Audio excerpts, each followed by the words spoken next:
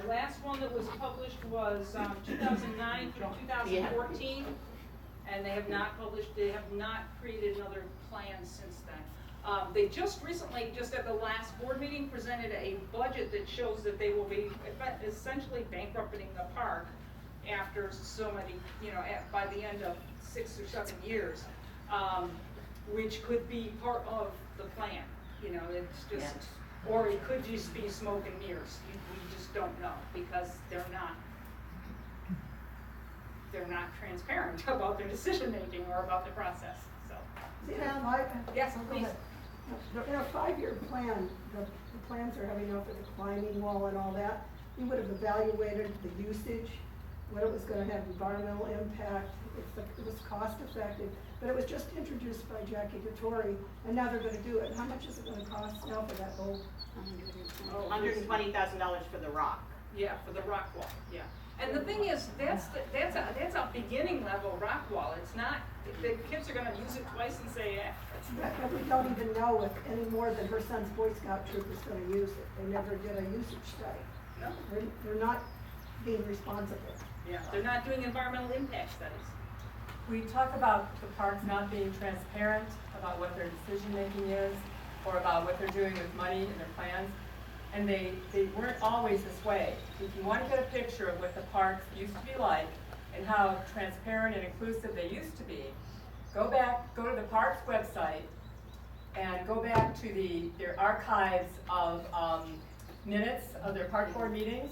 Go back to about 2012 and before that, and you will see, and in the parks newsletters too, they would publish, the commissioners would publish a series of articles about budget making this time of year, because they present their budget to the county budget committee in August, and they would outline to the park, anybody in the county, in the newsletter and in their minutes, the process that they went through. And it's quite startling, the difference.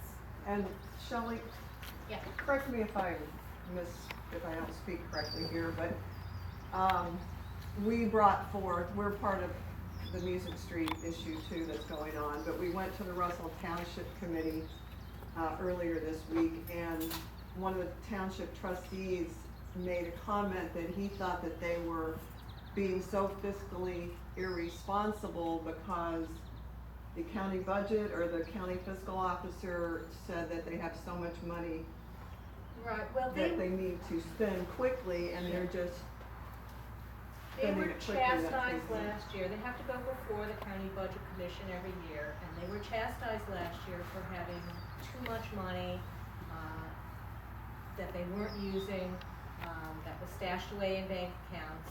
And so rather than using that money to buy more parkland, they've decided to have all these projects, or at least it appears that what they're doing is starting all these projects so that they can go to the budget committee this year and say, see, look, we're doing this, this, and this, and we're spending the money, and we're not just leaving it sit in the account. But one of the things that's happened is that they've decided to do projects that are unnecessary, and I think the new entrance to Westwoods up on Music Street is a perfect example of that. There's no need for it, but they are just looking for ways to spend down their money so that when they go before the budget commission, they can say, see, look, we're not hanging on to all the taxpayer money we're spending. They're doing it without plans. Right, exactly. Right. Knee-jerk reaction. Yeah. One of the things our organization could use, and as long as we've got a big group here, I'll say it, is that we have struggled to understand their budgets. And if anybody here has any particular background in accounting or the budgets of public entities, or knows anybody who does, who would be interested in helping us, we could use some help in that area. Yeah, absolutely. And this is an example of the kind of plan they used to put together. This was their strategic plan, which was open and available to all the public. And it showed that it gave an executive summary, it named the directors, talks about, their big picture things, which was their first item back then was environmental stewardship, go figure. If they even did a plan now, I don't think that would be their first criteria. But this is available, and then another thing that's available here and also on our website is a world-class report done by the Environ Group, which actually, one of the principals in that group lived in Burton, so he created this amazing document, which talks, it's an environmental study, an environmental/economic study of the park district. This was done in 2013. Once again, this is something that they don't especially want out there, but it was, in past, it was on the park website, but it's no longer there. But it is on our website, so if you want to look at that, it talks about each park, it talks about, you know, some of the great things that it does, and also gives numbers to,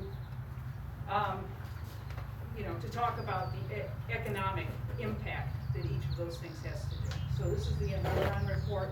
I have a hard copy here, we have it on our website, and this is the survey. So if you want to see either of those, they're here. And as to the Environ report, that was done free of charge by Yes. Environ as a service to the park. When it was presented to the park, one of the then commissioners said the only economic benefit of the park is how many board feet of lumber are we in. Not board feet of lumber. It kind of shows the mindset of the recent park board appointees. So you're probably sitting here saying, it sounds so hopeless, but what can you do? And there are actually things that you can do with that aren't very hard.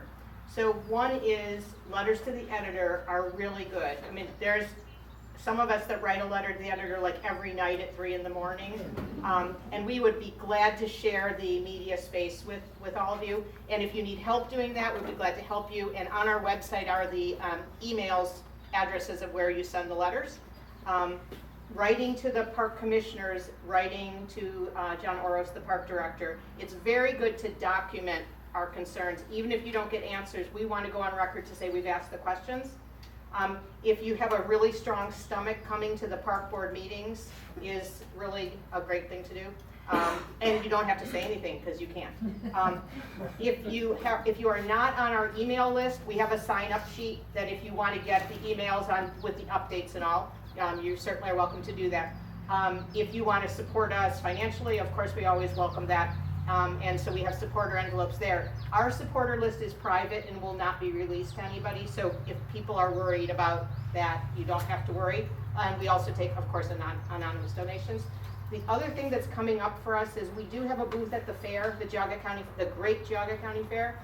It's good publicity for us because people walk by and say, you know, what are those yard signs? What is this about?